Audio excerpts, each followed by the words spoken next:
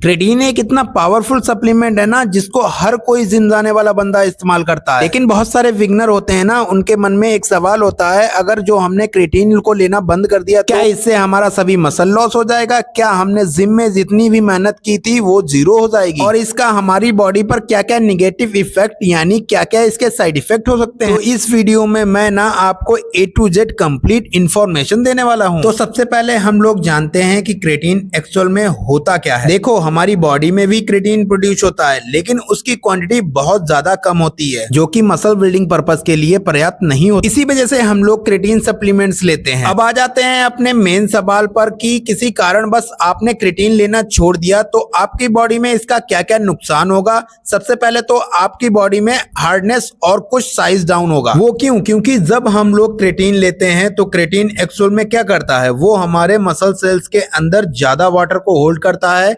Store करता है, जिसकी वजह से हमारी बॉडी का साइज ज्यादा दिखता है और मस्कुलर दिखता है। क्रेटीन लेने से आपकी बॉडी में एटीपी का प्रोडक्शन होता है, और जब आप क्रेटीन लेते हैं सबसे ज्यादा बेनिफिट यही होता है कि क्रेटीन हमारी बॉडी के एटीपी प्रोडक्शन को बढ़ा देती है और स्ट्रेंथ को बढ़ा देती है। जैसे पहले 7-8 रैप लगते थे तो आप थक जाते थे, और इसको लेने के बाद आप में कोई भी थकावट का एहसास नहीं होता है। क्रेटीन लेने से आप में पावरफुल इफेक्ट आते हैं। इसकी वजह से आपका मसल साइज भी काफी इंक्रीज हो जाता है, इससे कि आपकी बॉडी बहुत ही मस्कुलर और बल्क दिखने लगती है। लेकिन आपके मन में अभी भी एक डाउट होगा कि अगर मैं क्रेटीन को छोड़ देता हूं तो रेगुलर बेस पे मेरी ये बॉडी बनी रहेगी या फिर कम हो जाएगी। ये डिपेंड करता है आपके जिम के वर्कआउट की परफॉर्मेंस में। अगर आपने अपनी परफॉर्मेंस लो करी है जिम में तो आपकी बॉडी में इफेक्ट तो आएंगे, लेकिन आप अचीव नहीं कर पाएंगे जो आपका लेवल बनता है वो, क्योंकि हर किसी की बॉडी का अलग अलग ना शेप होता है, लेवल होता है। अगर आप अपने लेवल से अप हो जाते हैं तो बहुत ही बढ़िया बॉडी आप अचीव कर लेते हैं, जैसे कि क्रेटीन बहुत ही हेल्प करता है आपके लेवल अप करने में। अब अगर आपको भी अपनी बॉडी का ट्रांसफॉर्मेशन करना है और अपने दुबले पतलेपन से हो गए हैं परेशान, तो क्रेटीन तो लेना पड़ेगा आपको, क्योंकि वो बहुत ही सेफ सप्लीमेंट्स है